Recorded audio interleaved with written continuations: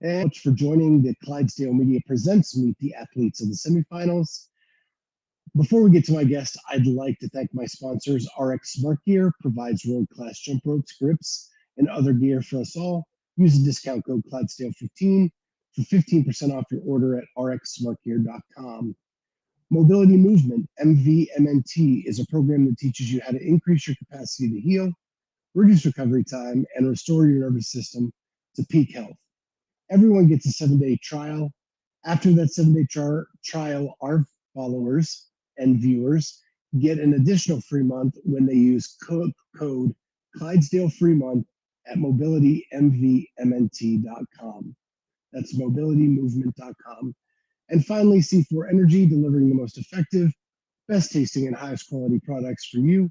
Get 20% off when you use the code Clydesdale at checkout at c4energy.com.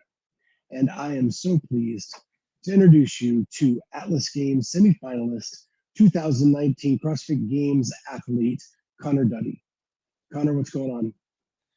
Nothing much. Getting ready for some competition in a week. But thanks for having me. So you have been around the sport for a very long time, I think, and you've done every iteration of the season. From 16 to 18, the regional concept. 19, you did the sanctional season. 20, you did the COVID year. And then 21 and 22, semifinals. So after going through all that, what is your favorite season style that CrossFit has? So I think I like this format the best. The only thing I would say is I loved being able to travel during the sanctional season where we could pick and choose. So that was cool. But I love the open quarterfinal, semifinal, and game structure. It just makes sense. It's a little more pleasant for the athletes, not having 5 super stressful weeks during the open and just condensing it into one weekend for the quarterfinals. And then semifinals just feels like the old regional format, which is high stress, but it's fun, it's exciting. So the year you made it to the games was through the sanctional season. So that would tend to lean towards why it might be your favorite as well. Yeah. I mean, it worked out for me. Yeah. As it being a professional sport for athletes like you, when you got to travel, there were also different ways to earn prize money, right? Yeah, that was nice. So like I went to Dubai and it was a free trip to Dubai, and you have the potential to come home with some winnings as well. And that you don't really get anymore. I mean, if you have sponsors, I suppose they'll help you out, but there's not the availability to like go to a cool country for free anymore. So that's one of the downsides. Yeah, the off season has been shortened so much. Yeah. Really, you just have a couple events that you can hit, and it's really shrunk that opportunity. Yeah.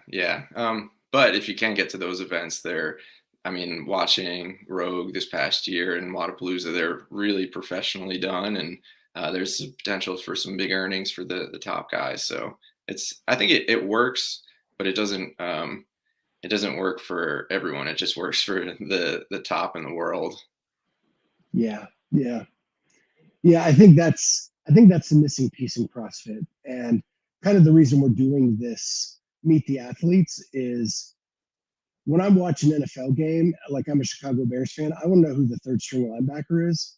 There's a chance he's going to get in the game. Yeah. You know the players, right?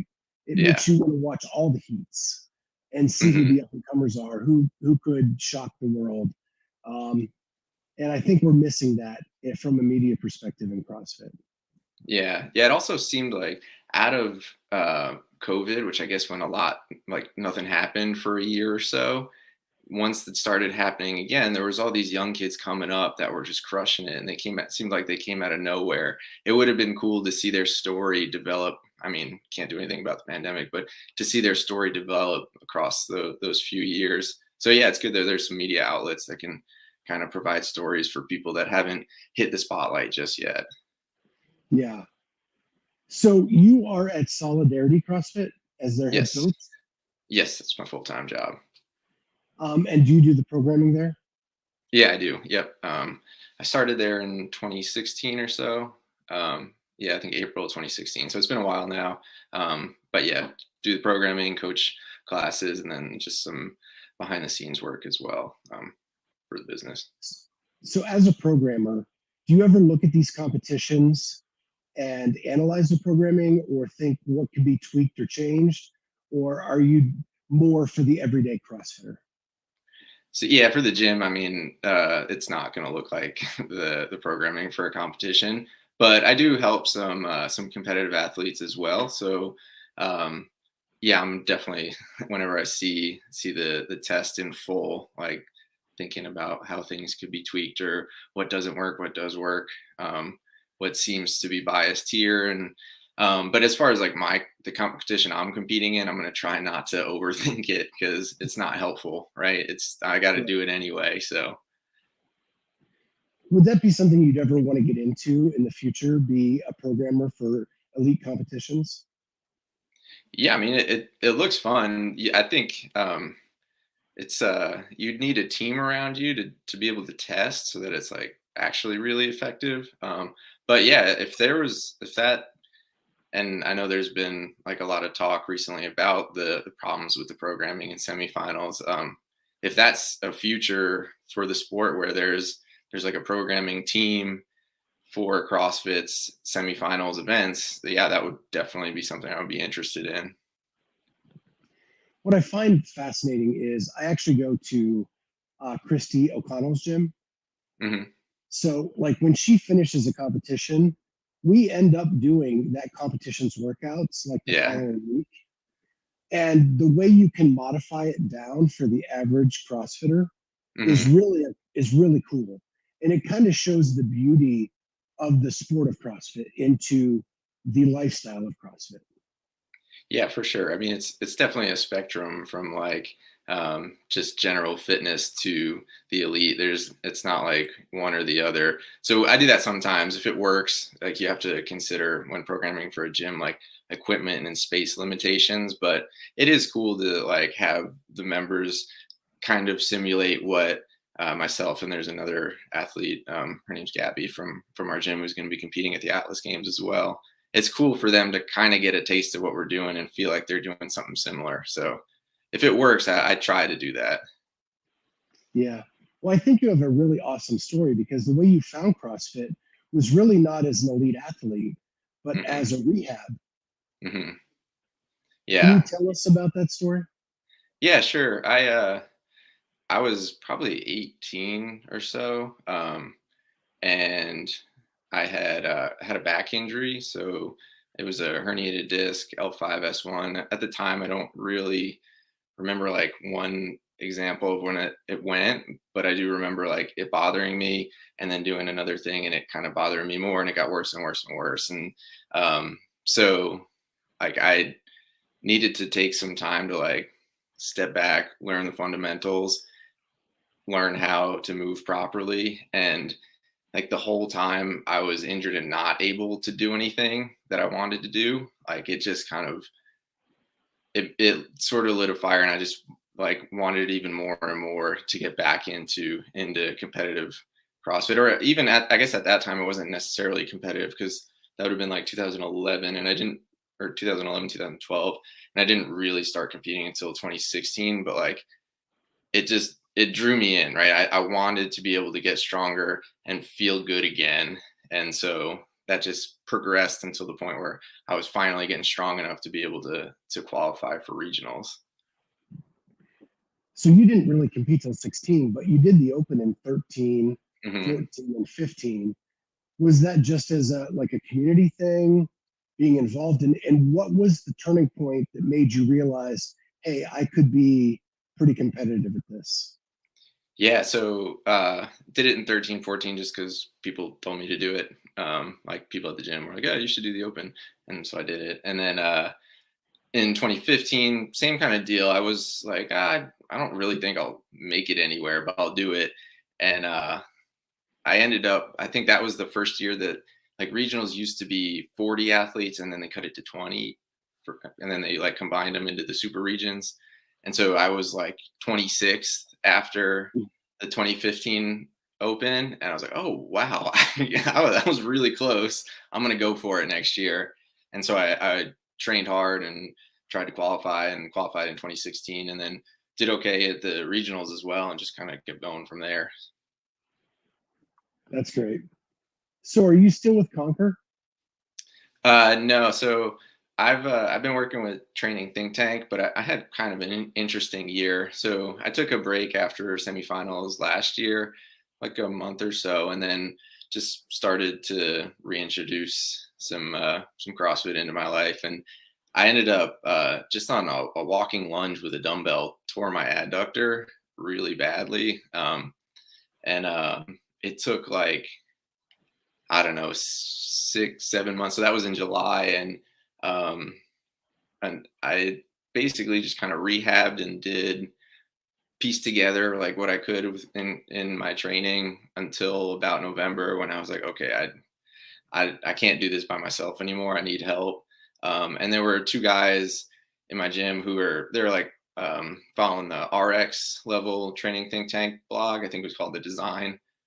There was like Elite RX and Scaled, and they were following the RX one. I was like, I just want to work out with people, so I tried to follow that, but again, still had to adjust a lot. So I ended up reaching out and seeing if one of their coaches could help me um, with an individual design program until I felt healthy enough to kind of work it um, back into competitive CrossFit. But it took a long time, and before quarterfinals, I still did not feel great. Like I hadn't cleaned more than like 265 before quarterfinals, and then the total came out, and I was like, oh, I don't know how this is gonna go, but adrenaline got me through it. So So how excited were you when you saw the workout released with all the lunging?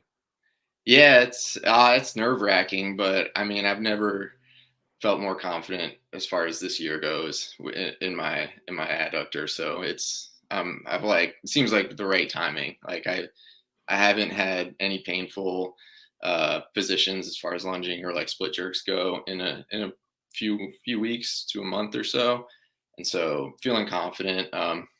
Not probably quite as strong as I was last year, but it is what it is, and there's those parallel handstand push-ups to help me out. So I don't. It looks like a fun workout. I mean, I'm gonna stay safe, but I'm not too worried. So you injured it in July, and it's taken all the way till a month ago to be pain free.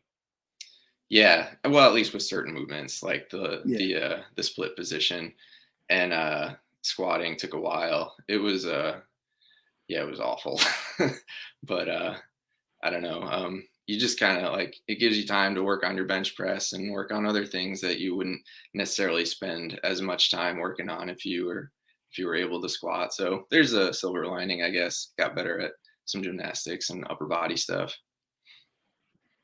So you've been doing the training think tank programming. Did you go Mhm. to their semifinal camp, or were you still mending? Yeah, no, I did. It was great. I train by myself most of the time, and so it was cool to have like a community of really high level athletes. I mean, like Noah and Travis, and on the women's side, Sarah and Alexis, like they're killing it. So like just to have that environment was really cool. It was fun. Like I felt the adrenaline going, which is a lot harder to do by yourself, and there was only like one or two things that we did where I was nervous about my adductor, but for the most part, it was a confidence boost and a good weekend of training. Yeah, they did. I love that they put out the videos, and you Yeah, could their media see is good. how much they mocked it up with like touching the cone and at the Hmm. end and all that stuff, and set the floor up like it would be at a regional or semifinal. It was really cool. I love how Yeah, they did that. yeah, it was fun. I'm really glad I did it. Although I drove and from here it's like a 9 hour drive, and I'm like I'm flying next time. So where are you located at? In Virginia, right? uh, yeah, Charlottesville.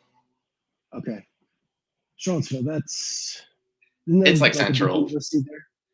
It's an hour west of Richmond. It's central Virginia, basically.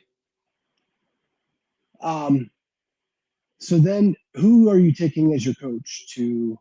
Atlas? The guy I've been working with, Adam Rogers, he's actually the Lexus coach. He's not going to make it, but I think they said there's someone from Training Think Tank there. But I'm just going to have my friend who's going to be up there with me. He's going to get my coach's pass, and there's a few people from our gym who'll be around for help, but I'm not taking it like too seriously. Do you have Like, a little cheer squad going with you? Yeah. Like my parents will be there and a couple friends, and so that's enough support. It'll be good. Yeah. Sometimes it's better just to have someone that you like can decompress with Yeah, than exactly. like a formal coach. Yeah. I mean, he's great, and I would have loved to have him there, but I'm not like super depressed that I'm not going to have a coach there. It'll be fun no matter what. Have you tested any of the workouts?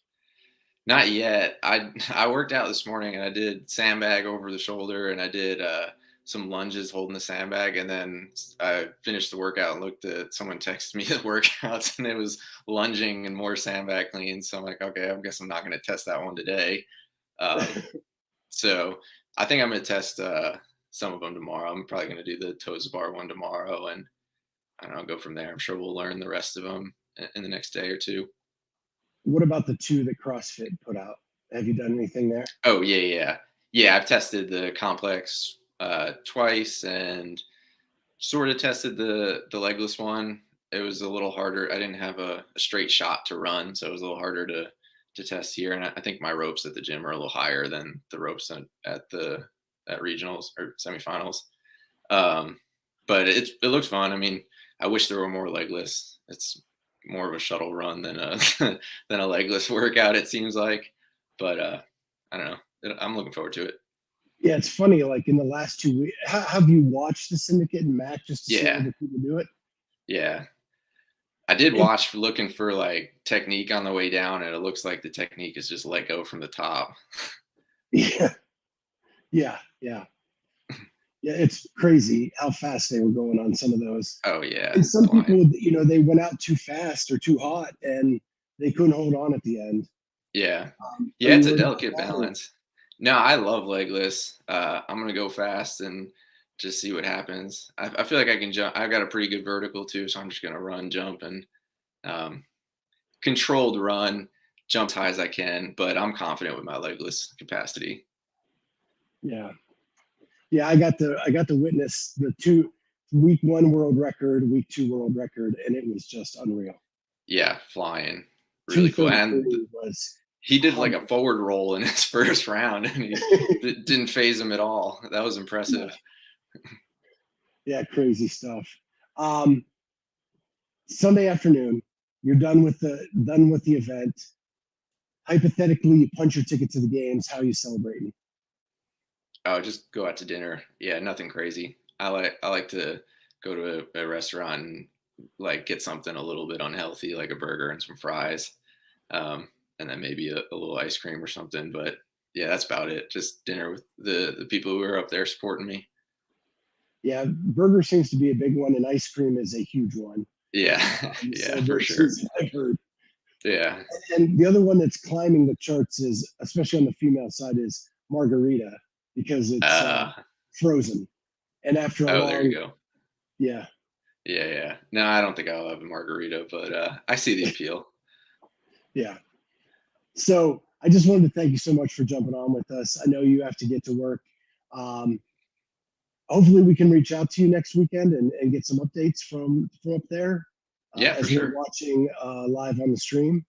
And we'll see how you do, and we'll be rooting for you, man. Yeah, thanks for having me. It's good talking to you. Yeah, have a great weekend, and we'll see you up on the stream next week. All right, thank you.